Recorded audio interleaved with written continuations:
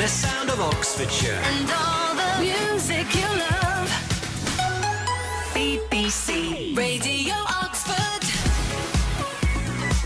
So how you feeling this morning? Your football team, Oxford United, have made it through to the League One playoffs. They've never been in the Football League playoffs before. It's their highest finish in more than 20 years. Are you as excited as you feel that you perhaps should be in those circumstances? Give us a call 0808 100 9100, or you can text 81333. Start your message with the word Oxford. The news came through last night that Oxford United had made it through to the playoffs, and in the end, it all came down to one goal scored right at the end of the last match United played. Brown does chip it to the back of the penalty area. Ruffled! 3-2 Oxford! They've done it again! 2.5 minutes on the clock. Bedlam behind the goal amongst the travelling Oxford United fans. 2-0 down to 3-2 up. And Oxford United in the promotion race keep on trucking. Well, it shows what I know, because that was the last time they played for 3 months, so they weren't trucking or anything else after that. In fact, they were waiting. But that header from Josh Ruffles late in the game at Shrewsbury, back on the 7th of March, is the reason that they're now preparing to play in the League One playoffs after clubs voted to curtail the season. It was a points per game formula used to work out the final table. It left Oxford 4th, and they now know they'll be playing Portsmouth in the playoff semi-finals to be in with a chance of a Wembley final to decide promotion to the Championship.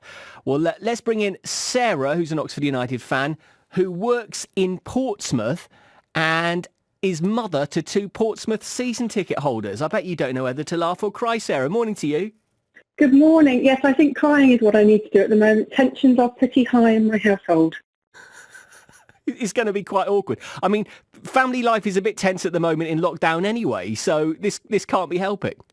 Yes, we're all piled into our house, my husband and my 2 teenage boys, all supporting different football teams. So yes, it's going to be quite an interesting couple of weeks. There have already been some threats of never speaking to me again if Oxford United win. So that's yes, not nice, is quite it? Interesting. How old are your boys, by the way?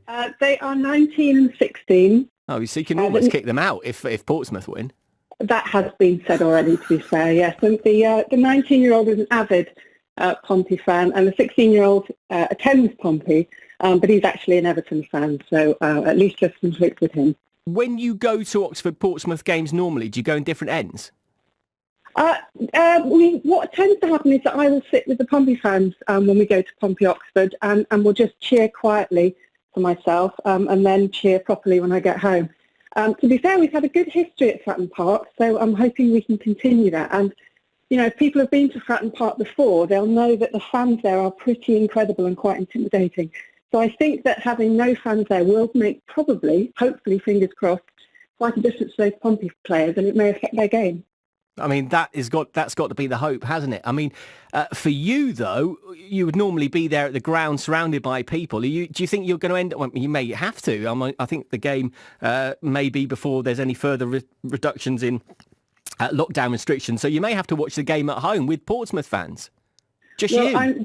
I'm very much hoping that lockdown rules will be slightly softened by them, because my lovely mother, who is my Oxford United buddy, has just moved down to Portsmouth as well, just around the corner. So I'm hoping that if I can go around to her house, we will designate that as an Oxford United safe zone, and I shall go and watch the match with her.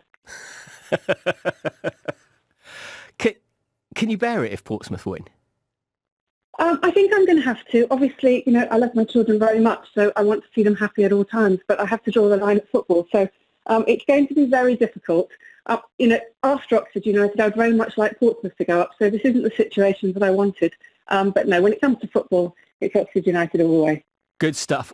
Glad to hear it. Sarah, I hope it works out all right for you in every sense, sense of the word. We're just about to hear from Oxford United boss Carl Robinson. He's done a terrific job, hasn't he? Oh, he's done an amazing job. And my mother and I went for a final trip before she moved down here to Portsmouth. We went for a final trip to Oxford United, and he very kindly came and met us and had a chat with us on the pitch before the game. So, we're big fans of Carl Robinson. Well, here's the man himself, Carl Robinson. Congratulations. You've got Oxford United into the playoffs, and that's their best finish for more than 20 years. So despite the fact that, you know, it's been surrounded by controversy and coronavirus and all the rest of it, you've got to get a big pat on the back. Well done. Yeah, it's quite strange, mate. I don't think, but it's quite really sunk in. Obviously, we've been waiting for a long time for some sort of outcome, and to get the outcome like we did yesterday so quickly, and then almost provisional dates sort of given to us, we're really excited now and looking forward to the challenge. And it's just the disappointing thing is we were so desperate to finish the season off. We didn't get a chance to do that, and we felt we could push and get into that top two. But the thing now is that we've got to concentrate on a very, very difficult game against Portsmouth, home and away. 3 weeks, do you reckon, to get ready? I'm predicting very early July. Yeah. We have an understanding of when we think the games will be.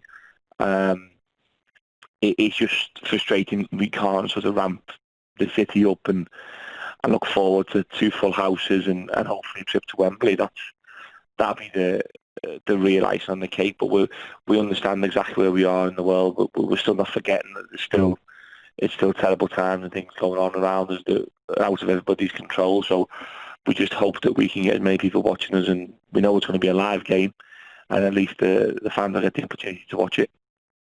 Yeah, and you say your job now is just to get the players ready. You don't have to worry about whipping the fans up, although I dare say they will anyway.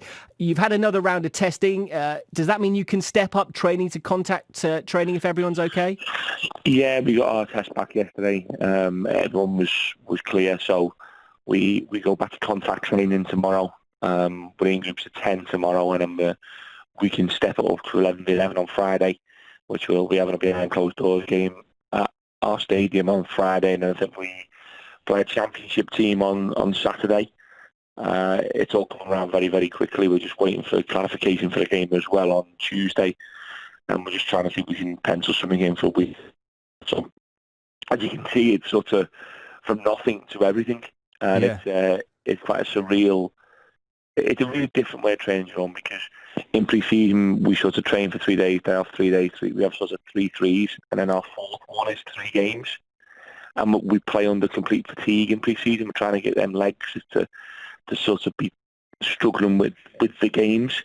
We've got to be careful in doing that, going into this sort of shootout, really, because we're not going to be playing under fatigue. It's just one-off games.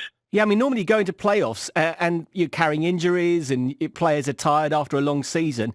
These playoffs, you should be at your absolute peak.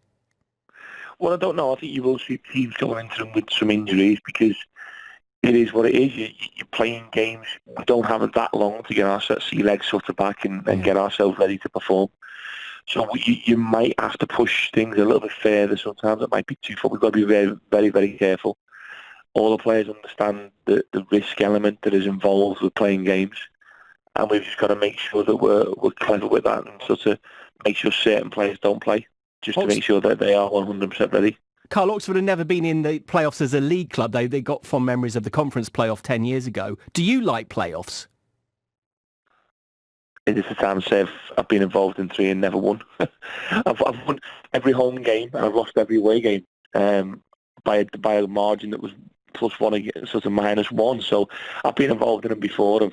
I think they're great for fans when the fans can be in the stadium. But it is what it is. We're really, really excited. We've got a chance to get to the champion. And for us to say that it is incredible, really. And it's something that we're not going to sort of take lightly. We're going to give everything to it, and hopefully we get ourselves that league above. I don't think Portsmouth have won a playoff game either, so you're up against a team with a bad record themselves. Bruce told me last night he's won one, so that set me down. Is that your captain? Yeah. Yeah, brilliant. John Mousinho. Tell us about how the news has gone down with the players just before we let you go, Carl, and your staff as well, because you've worked so hard to achieve. I know in the end this isn't the ultimate goal, but at the start of the season you'd been delighted with the playoff place. How's the news gone down with your staff and your players? Yeah, when I got the news last night, before it was released, I sort of put on the players' WhatsApp group, and you can imagine the excitement that was around the players about they're going to get a chance to perform again. And it was, really, it's just a case of, I don't think thanking what we've achieved, sort of dampened a little bit by if people would have said at the beginning of the season to everybody you would have finished where we finished, I think everybody would have took it. So we've got to embrace it now. We've got to make sure that we're ready for the challenge. Carl Robinson, thank you so much. He called it, by the way, Josh Ruffels' goal at Shrewsbury being so vital, and you'll hear from Josh Ruffels in the next hour here at BBC Radio Oxford. Carl Robinson, the Oxford United manager, thank you very much, and congratulations on what you've achieved so far. But the job starts again, maybe at the start of July, with that playoff against Portsmouth.